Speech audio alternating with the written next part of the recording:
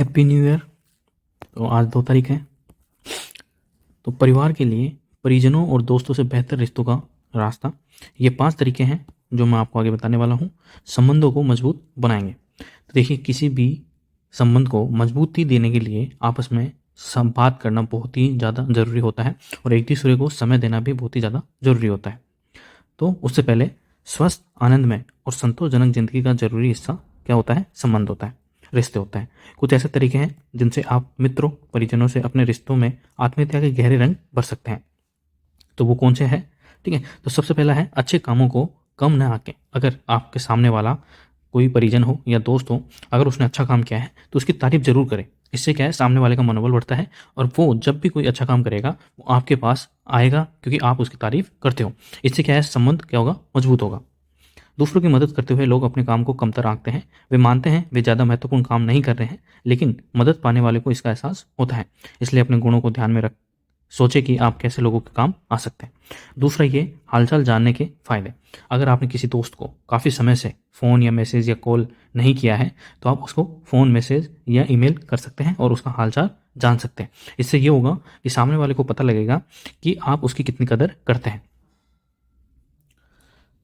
तीसरा है पार्टनर का ख्याल रखें। पार्टनर कोई भी हो सकता है, फिर चाहे आप रिलेशन में हो या फिर आपकी शादी हो चुकी हो।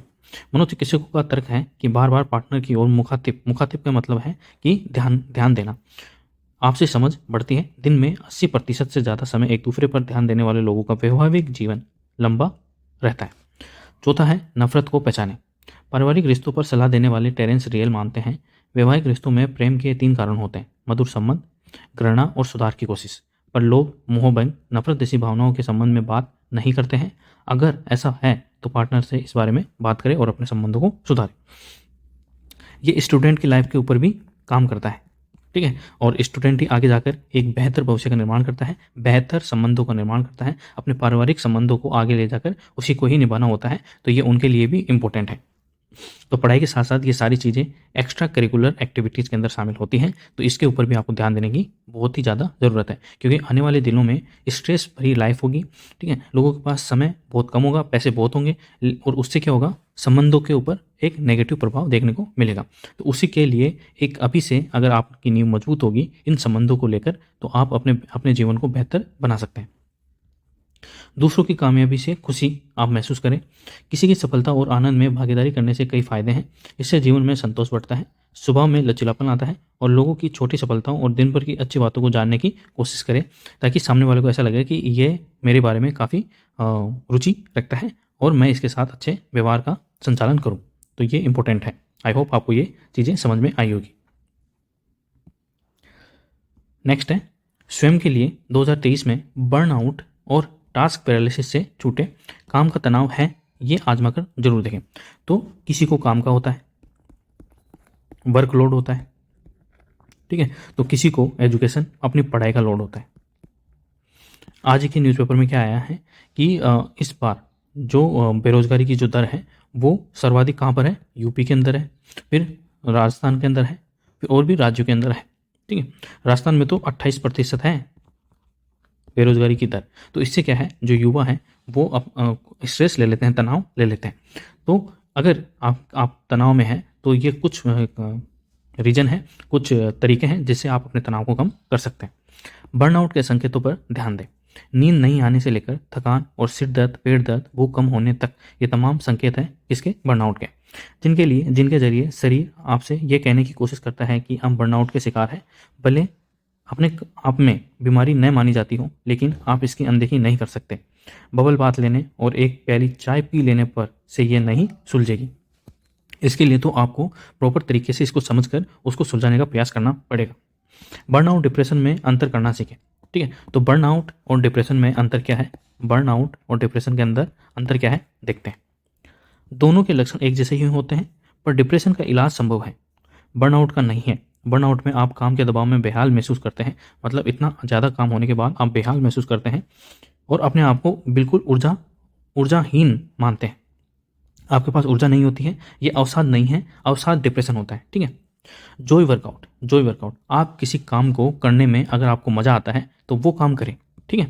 जैसे कि आप किसी कॉन्सर्ट में नाचते समय खुश थे या अपनी पसंदीदा स्पोर्ट टीम के चीयर करते समय, ऐसे में जो वर्कआउट करें। खुश होने पर हम जो करते हैं उसे दोहराने से भी खुशी मिलती है। तो ये आपको पता है। जो स्टूडेंट होता है उसको एवरी सब्जेक्ट यानी कि प्रत्येक सब्जेक्ट एक जैसा फील नहीं होता है। किसी को मैथ्स अच्छी लगती है, किसी को साइंस अच्छी लगती है। ठीक है। तो अगर मान लो किसी को मैथ्स अच्छी लगती है तो उसको मैथ्स के क्वेश्चन सोल्व करने में जितना मजा आता है उसको साइंस में उतना मजा नहीं आता। जिसको साइंस में जितना मजा आता है उसको मैथ्स में नहीं आता। किसी को हिस्ट्री में मजा आता है, ठीक है, किसी को ज्योग्राफी में मजा आता है।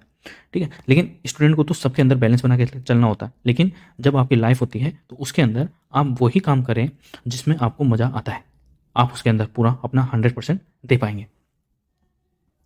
टास्क पैरालिसिस से मुक्ति पाएं। जब आपके पास करने को बहुत सारे काम हो और आपकी टू डू लिस्ट खत्म होने का नाम ही न ले तो टास्क पैरालिसिस से ग्रस्त हो जाते हैं। टास्क पैरालिसिस वो होता है जैसे कि मान लो आपके पास सिलेबस, स्टूडेंट के लिए आपके पास सिलेबस बहुत सारा है।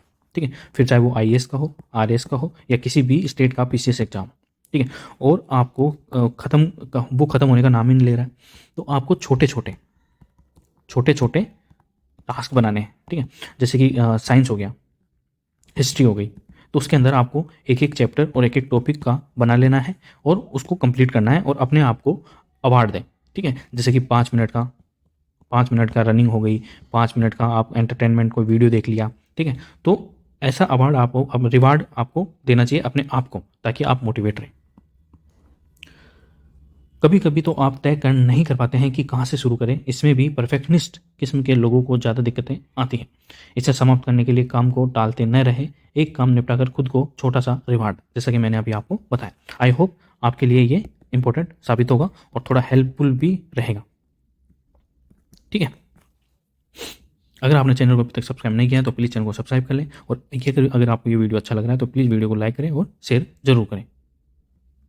आज कुछ इंपॉर्टेंट नहीं था करंट अफेयर में। ठीक है। तो ये आपको दिख रहा होगा, ये कोई फॉरेन नहीं है। ठीक है। कोई विदेश नहीं है, ये अपना इंडिया ही है। और इंडिया कहाँ का है? ये एमपी मध्य प्रदेश का है। और क्या है? ये उज्जैन का एक धार्मिक स्थल है। उज्जैन सबसे बड़े धर्म क्षेत्र की ऐसी तस्वीर पहली बार। ठीक है। तो ये उज्जैन का एक धार्मिक स्थल है। पहले जहाँ 15,000 श्रद्धालु आते थे, अब वहाँ पर कितने आ रहे हैं? 70,000। देश भर में मशहूर धर्म क्षेत्र महाकाल लोक में ये कौन सा लोक है? ये है महाकाल लोक। और कहाँ पर है? मध्य प्रदेश के उज्जैन में। आने की संख्या हर रोज एक नया रिकॉर्ड बना रही है। इसके बनने से उज्जैन आने वाले श्रद्धालुओं की संख्या जो है वो कितनी हो गई है? 5 गुना। कितनी? 5 गुना। 60 लाख श्रद्धालुओं ने 80 दिनों में महाकाल लोक देखा और 4 लाख श्रद्धालुओं ने 30 और 31 दिसंबर को दर्शन किए। मतलब जहां 2022 खत्म हो रहा था तब वो यहाँ दर्शन करने पहुंचे। ठीक है। आई होप आपको ये आज की क्लास अच्छी लगी होगी और अगर आपको आज की क्लास अच्छी लगी है तो प्लीज़ चैनल को लाइक करें, शेयर करें और सब्सक्राइब जरूर करें। थैंक यू सो मच और अगेन हैप्पी न्यू ईयर।